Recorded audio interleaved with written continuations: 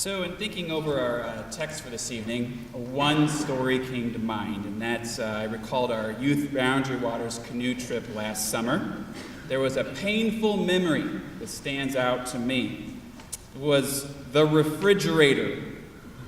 This was the name our group gave to the largest portage pack of all. It was so large, it was just overflowing with personal items. The refrigerator was black. It was lopsided. Things seemed to fall out of it from nowhere. You wonder, how could it hold all this stuff? It looked like a giant bowling ball, and the running joke was it was so heavy because there must literally be a refrigerator inside of it. Everyone dreaded carrying it. It left painful black bruises that wrapped around our waists. And I watched again and again as it wiped the smiles off of people's faces. They would be laughing and talking at a portage, and they would look down, and you could just see the realization in their eyes. As a grimace came over their face, the refrigerator had become their responsibility. And with sagging shoulders, they would heave its mass onto their backs and start walking. And more than once, I was walking back for the second or third carry on a portage and neatly left alongside of the trail in clear sight was the refrigerator, right? Yeah. It's just something that nobody wanted to deal with, right? Something we tried to pawn off on everybody else or just flat out ignored. So in recalling the refrigerator, I searched online the following thing. I searched, I don't want to deal with this. Besides stories of ex-boyfriends and girlfriends, guess what came up? A website called IDon'tWantToDealWithThis.com.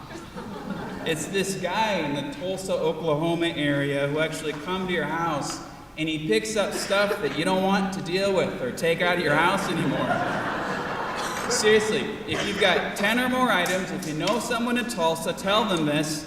If they are large items and of value, he'll show up with a pickup truck, take them away, and then it even says you will get a portion of the sale of each item. So now let's be honest. There's a lot of things in our lives, a lot of objects, a lot of refrigerators that we don't want to deal with. Maybe they are objects. Maybe they're responsibilities. Maybe it's some unwelcome baggage, even a relationship that we just don't want to deal with, and it seems like it's not really worth our effort. They weigh too much. We didn't really ask for them. We grimace thinking about them. They make our shoulders slump. It should be no surprise that this is also our experience when in church or at home or in a conversation with a friend, we start to talk about sin and our sinful nature. Even mentioning the word sin on some levels can make most of us get rather austere or even grimace. It's like all of a sudden we are asked to carry some unnecessary burden and pick up something that we would really rather ignore. That's just not our responsibility. Wouldn't it be better just to leave it behind? Maybe call somebody else, right? To come and take care of it for us. Just ignore it, knowing it can be another person's burden. But you know, the thing about wilderness travel is that we can't leave anything behind. This is one of its great lessons. What you pack in, you pack out. It's just a rule you live by. And it's also a really good life lesson. We can't leave a portage pack because that's people's stuff that they need to be safe and comfortable and survive. Maybe it's our food. Maybe it's a tent. Maybe it's their sleeping bag so they don't get cold at night. Success on a wilderness trip is measured not as individuals. It's measured as a group. Because we are bound together in such a way that all of our choices clearly impact one another. If something is left behind, we all suffer for not having picked it up. You know, the same is true in our faith lives and communities. We want to believe that weighty conversations about human sinfulness or our own sins and seeking forgiveness, maybe that's somehow kind of optional. It's like a backpack that's separated from our bodies. We trick ourselves to think that we have nothing to do with our own sins sometimes, that we are sheltered from its consequences such that it just doesn't really affect us. It's sort of marginally important in our lives. You know, when I was in high school, we bought this property up around Park Falls, Wisconsin. I remember we spent a lot of weekends looking for a cabin in northern Wisconsin. It was very interesting. This visit, I remember walking in and looking around and realizing, you know, like nothing has been touched in this house since the early 70s. There was moldy shag carpeting. The furniture reminded me of the Bates Motel, you know. The bathroom was pink. Everyone go, oh, pink toilet, pink sink, pink tile walls, pink tub. The kitchen was goldenrod. Most of the rest of the cabin was also painted pink, strangely enough. It was very dirty. Animals had actually burrowed in through the walls and made nests all over the place. So that's the kind of dirt I'm talking about. You can imagine for a teenage boy how mortifying it would be to have to stay in a place like that with a pink tub. I remember getting in the car and my older brother looking at me, and we both laughed and said, "Get us out of this dump!" My parents stopped halfway down the drive and they said, "Look around at the woods. What do you think?" We looked around. Well, the woods are really beautiful. What did you think about the lake and the dock? Well, the lake was also really beautiful. It was small, but we could swim in it. Looked great. My parents called a contractor who gave us hope that with a small remodel, this shabby nightmare could become a woodsy cabin. So we set a budget. Work began. We all agreed. We bought the place. Then the remodel began to run into some setbacks. Can you imagine that? It turns out things were just a little pricey to get to Park Falls. The installs were troubling because it was a remote location, so there was a little bit of an upcharge. Some supplies weren't coming in on time, so some different supplies came in their place.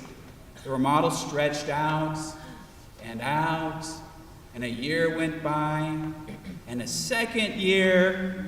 Bills were piling up on my parents' table. We would look at them. Nobody was returning our calls when we asked about the bills. And when we left a message, it was like the contractor had just vanished. And then a year over schedule and at double budget, we had a semi-finished cabin that was fully awesome for the family. So some time went by, we made memories of the cabin, and then a trusted friend called us and said, "Did you hear about your contractor?" "No.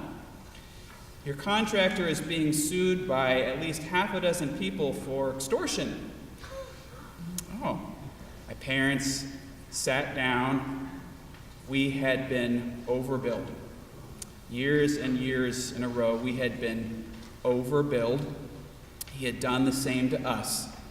We had been gouged in as many ways as you could possibly come up with by this contractor, and we had paid for all of it. So our good contractor became the bad contractor. Now in our society, right when I started to tell you a remodeling story, most of you tuned in if you've ever done a remodeling, and there's nothing worse than when a contractor gets a label as the bad contractor. They're looked upon pretty lowly. Nobody wants to be one of them. No one wants that label. When things grew difficult, much like the hired hand in John's gospel, the contractor kind of disappears, more concerned with selfish ends than remaining faithful to the promises of getting the job done. But at one point during our remodel, this guy called and let us know they'd run into a problem. We were coming up that weekend, we could see it. As many cabins have been over the years, ours was added on to many, many times. There were ceilings and multiple roofs that had been removed, And what was found and discovered was that over the years, as all these different roofs had been added on at different angles, the center support was the original chimney, which had been lopped off at the top, and everything rested on top of it. The chimney, over time, had buckled and looked like a Dr. Seuss chimney. We all stood there and were amazed that the whole place hadn't fallen down years ago. Our contractor happened to be an architect. He carefully architected all of the interior of the building to restore structural integrity. It was a big job. And I can remember the inspector being there because at that point, my parents had me kind of hanging out around the cabin a lot. And the inspector commented what a fine job had been done to restore that building. He said, "This has been over-engineered. It's going to last you a lifetime." This was the bad contractor, right? The one who extorted us out of money. This sinner was the one who originally gave us the hope to start the remodel in the first place. He's the only one we talked to that gave us that hope. And because of him, we bought the place, our family cabin, which we've made countless memories at. He's also the person that helped save the cabin from collapse. I hope you hear in this that we are all capable of good and wonderful things because fundamentally, God makes us to be good. God makes us good people. Our sinfulness does not blot out our innate goodness. Acknowledging and reflecting upon our own innate disposition to push God's love away does not diminish our status as God's beloved children. It's a fact that God created every one of you good, regardless of your choices. You have good in you. You have the love of God and the mercy of Jesus Christ dwelling in your heart to share with the world. Giving and receiving forgiveness makes us more human because it acknowledges that there is only one good shepherd, and that's Jesus. The good shepherd came to gather us together, all of us. The door's wide open for the flock to gather in the Gospel of John. Sinners, outcasts, Samaritans, tax collectors, bad contractors, people who extort others for money, people like you and people like me who've fallen short more than once. So friends, hear that the journey isn't easy.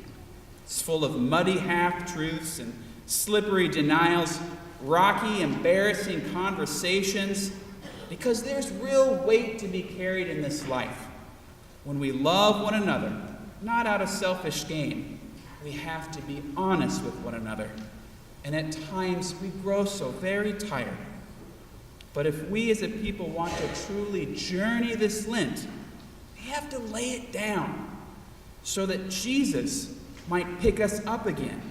We have to lay down our pretenses. We must lay down our feeble pride. We must lay down our facades of perfection. We must lay down the lie that you can only be good.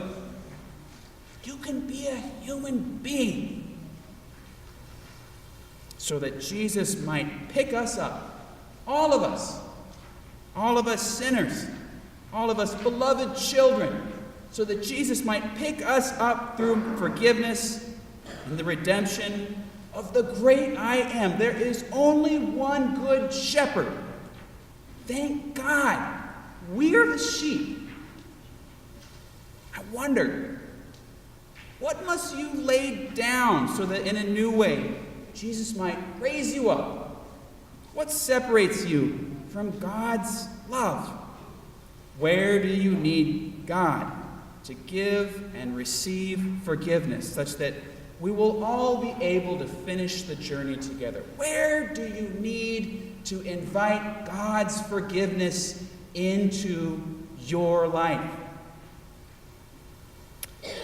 So in the Buddhist tradition, Prayer is a very others-centered practice. It's a community practice. You may have seen Buddhist prayer flags before, long strands of multicolored claws that have printing on them. One belief is behind prayer flags is that as they wave in the breeze, the prayers printed on them are carried out into the world to bring peace, wholeness, forgiveness, unity to all people. So now we have an opportunity tonight to make our own communal prayer flags.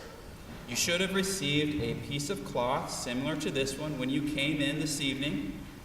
Most of them have been decorated by one of the children at our church in children's school last Sunday. And I invite you to take the next few minutes to think about those questions I just asked and to use the marker or the pen that you have and write down on this prayer flag where you could invite God into your life more deeply so that you would more fully experience forgiveness or offer that forgiveness to another person. Later on, we will bring these prayer flags up. You don't have to write your name on them. They can be anonymous, and we will string them, we will hang them together in the sanctuary for the season of Lent. I invite you into a time of reflection. I invite you to write your prayers on our prayer flags.